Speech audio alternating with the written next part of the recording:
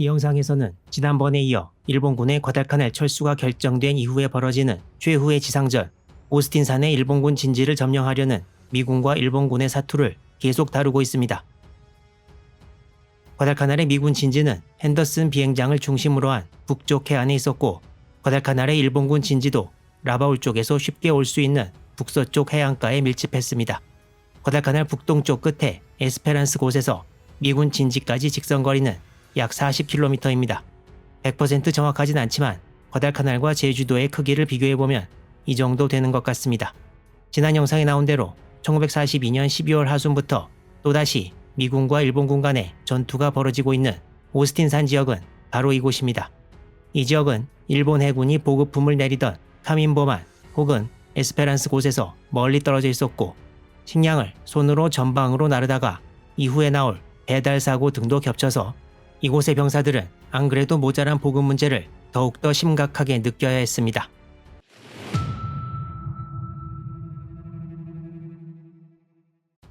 일본군은 오스틴산을 영어 철자를 그대로 읽어서 아우스텐산이라고 불렀는데, 이곳은 일본군 전선의 그야말로 최전방이었고, 식량은 대형 운송수단 없이 병사들이 몇십 킬로미터를 등짐을 지고 나르는 수밖에 없어서 최전방에 식량을 우선 배분하는 방침을 세워도 실제 보급은 여의치 않았습니다.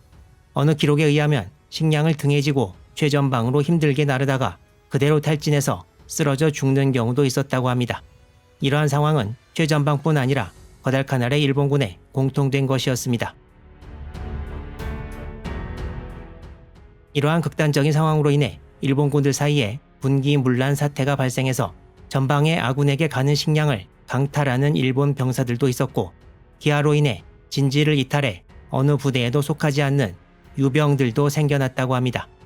또한 과달카날 섬을 일본어로 가다루카나루토라고 읽는데, 이걸 줄여서 말하면 맨 앞 글자만 타서 가토가 되고, 이것이 일본 공식 기록에서도 과달카날을 부르는데 가장 많이 쓰였던 방법입니다. 그렇지만 불충분한 보급으로 거의 대부분의 병사들이 굶주리는 상황 때문에 일본군들 사이에서는 과달카날의 맨 앞 글자를 굶주림을 뜻하는 기아라고 할 때 아자로 바꾸어 부르기도 했는데, 이 한자 아자도 일본어로 읽으면 가다루카나루의 맨 앞 글자와 똑같이 가 발음이 나서 일본 병사들이 불만족스러웠던 식량 보급을 풍자하는 단어로 쓰이기도 했습니다. 당시 과달카날 주둔 일본 육군 제124연대의 기수를 맡았던 오비야스오 소위의 기록에는 병사들이 그야말로 인간의 육체의 한계에 도달했다는 대목이 나옵니다.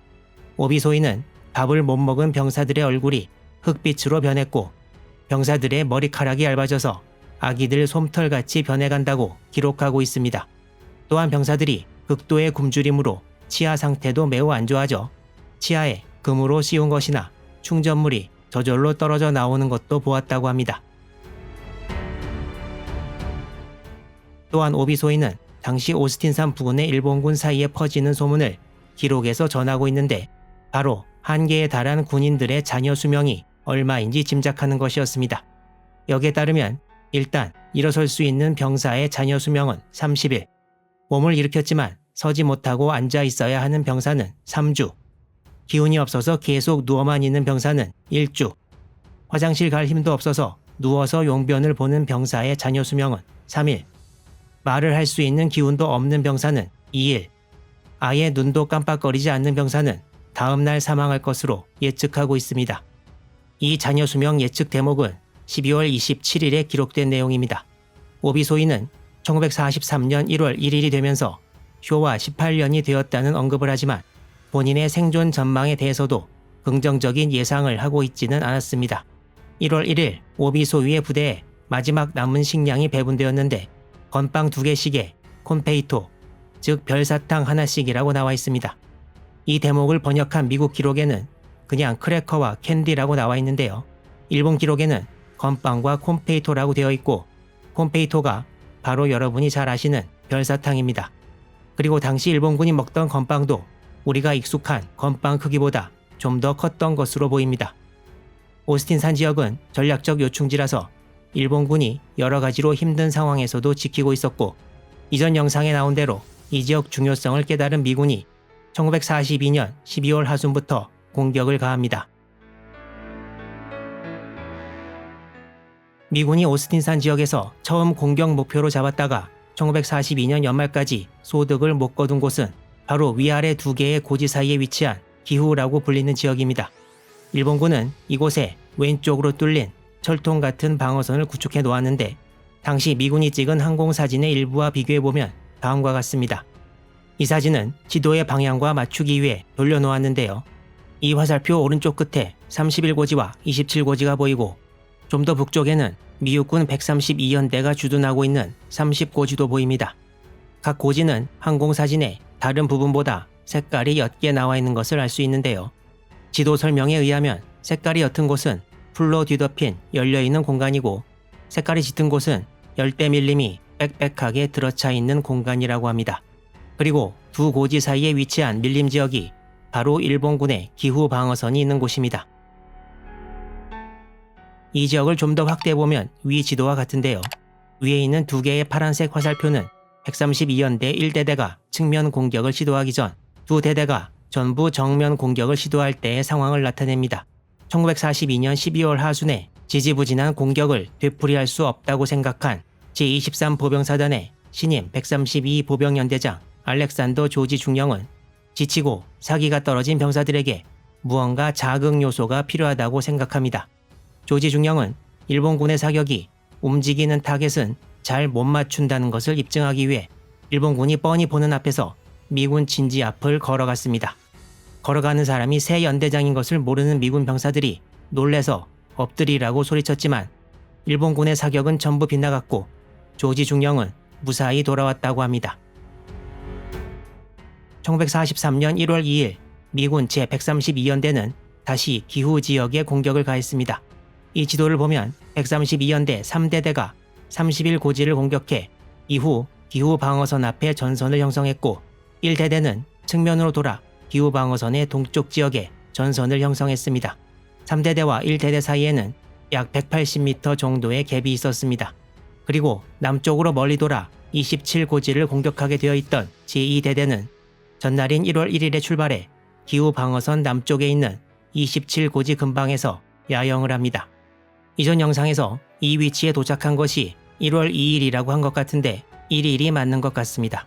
미군 23사단 132연대 2대대가 전투를 벌이게 될 27고지를 일본군은 과달카날에 주둔해 있던 일본 육군 제2사단장의 이름을 따 마루야마 고지라고 불렀습니다.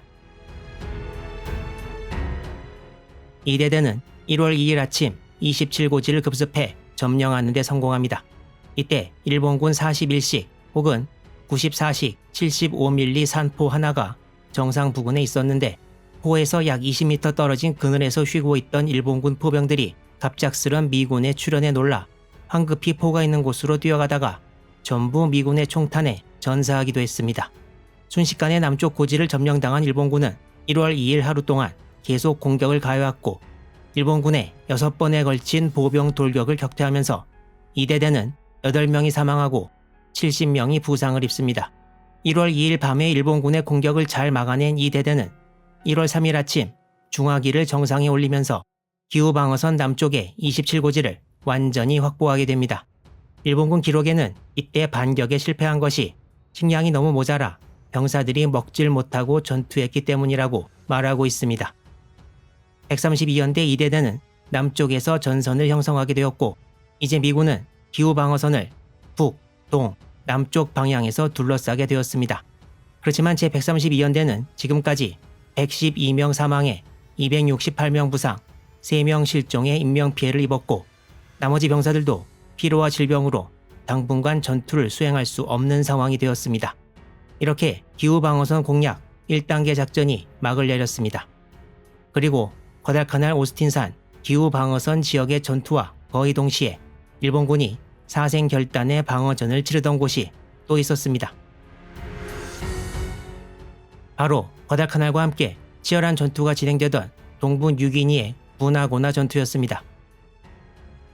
맥어더 장군이 총지휘하는 미군과 호주군은 동부 뉴기니 북부의 일본군에 공세를 가해 이 지역 일본군의 중요 근거지인 부나 미션을 점령해서 결정적인 승기를 잡았습니다. 이날이 1943년 1월 2일 바로 과달카날 기후지역에서 미군 132연대가 싸우던 날이었습니다. 이와 같이 과달카날과 함께 남태평양의 주요한 일본군 근거지이던 동부 뉴기니에서 1943년 1월 초 일본군이 거의 패전을 눈앞에 두게 되면서 과달카날을 포기하고 동부 뉴기니에 집중한다는 일본의 전략도 무너지게 되었습니다.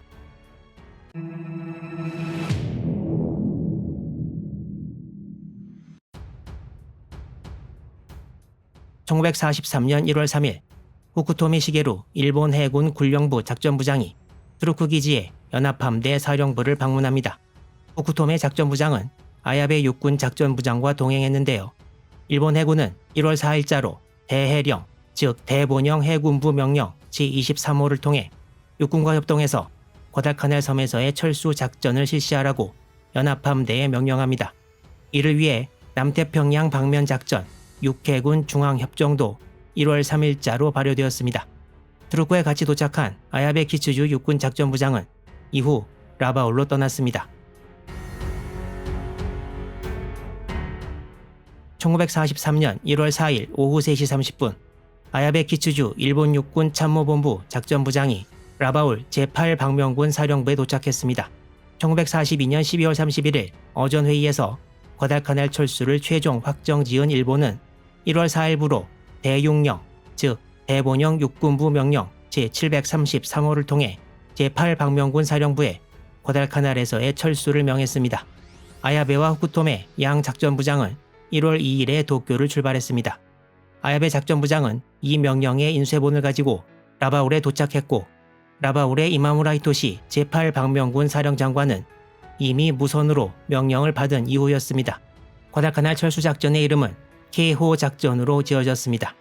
제8방명군은 바로 구체적인 작전계획 초안을 작성해서 다음 날인 1월 6일 오후 4시부터 아야베 작전부장에게 보고를 시작합니다.